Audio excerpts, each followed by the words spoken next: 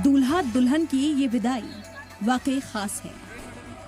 निकाह के बाद दुल्हन अपने शौहर के साथ हेलीकॉप्टर से विदा हो रही है कि मुजफ्फरनगर में हेलीकॉप्टर वाली इस विदाई की चर्चा पूरे इलाके में इसलिए हो रही है क्योंकि विदाई में हेलीकॉप्टर का इंतजाम करने वाले उनके मुंह बोले मामा हिंदू हैं और उनका नाम राहुल ठाकुर है।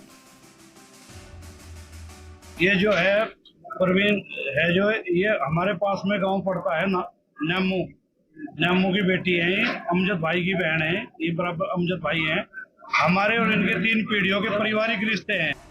उनका रिश्ता न होते हुए भी राहुल ठाकुर ने अपना वादा निभाया और मुस्लिम डॉक्टर भांजी को हेलीकॉप्टर में विदा कराया।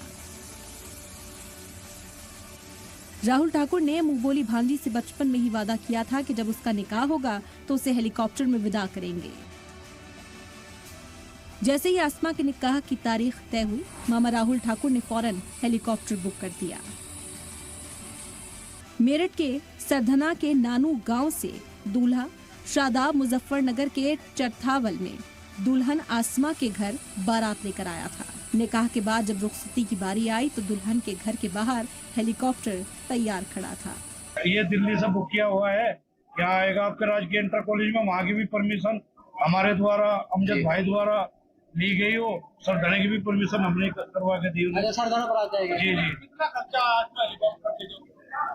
करीबन 8-9 लाख रुपए का। तो यहाँ से दुल्हन हेलीकॉप्टर से? जी, हेलीकॉप्टर से। दूल्हा शादाब अपनी डॉक्टर दुल्हन अस्मा के घर कार से गया था, लेकिन वो दुल्हन के साथ कार नहीं बल्कि हेलीकॉप्टर से लौटा।